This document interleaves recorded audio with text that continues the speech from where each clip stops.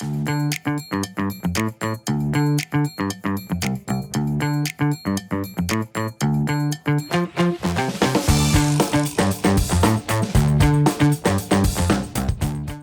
your committee or working group is spinning its wheels, never has enough time, or never quite reaches decisions, you might need a project management approach.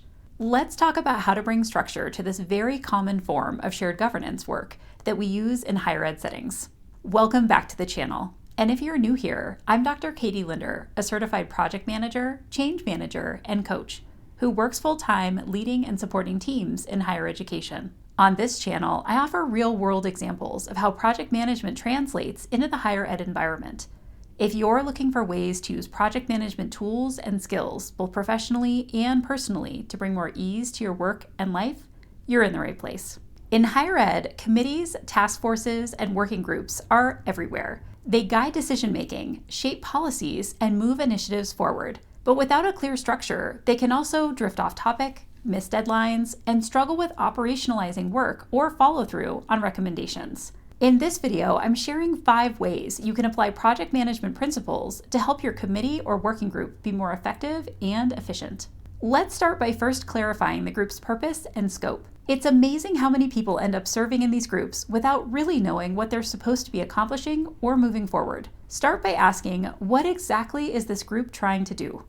What is in scope and what's out of scope?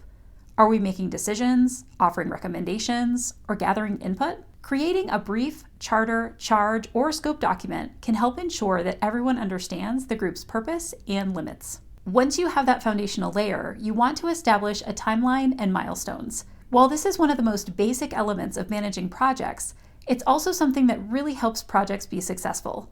Even if your group meets all year, you can still set key checkpoints. For example, when should the group complete its data gathering? When will you finalize recommendations? What's the deadline for your final report? Using a basic timeline can help the group pace its work and avoid last-minute scrambles. An often missed element of committees, working groups, and task forces is to define roles and responsibilities.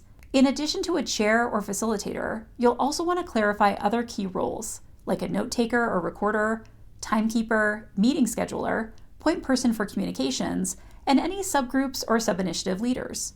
Defined roles reduce confusion and help distribute the workload so no one feels like they're carrying the whole load. The next strategy in applying project management principles is to use an agenda and track action items. This means that every meeting should have a clear agenda shared in advance, a process for tracking who is doing what and by when, and a way to capture decisions, next steps, and follow-up items.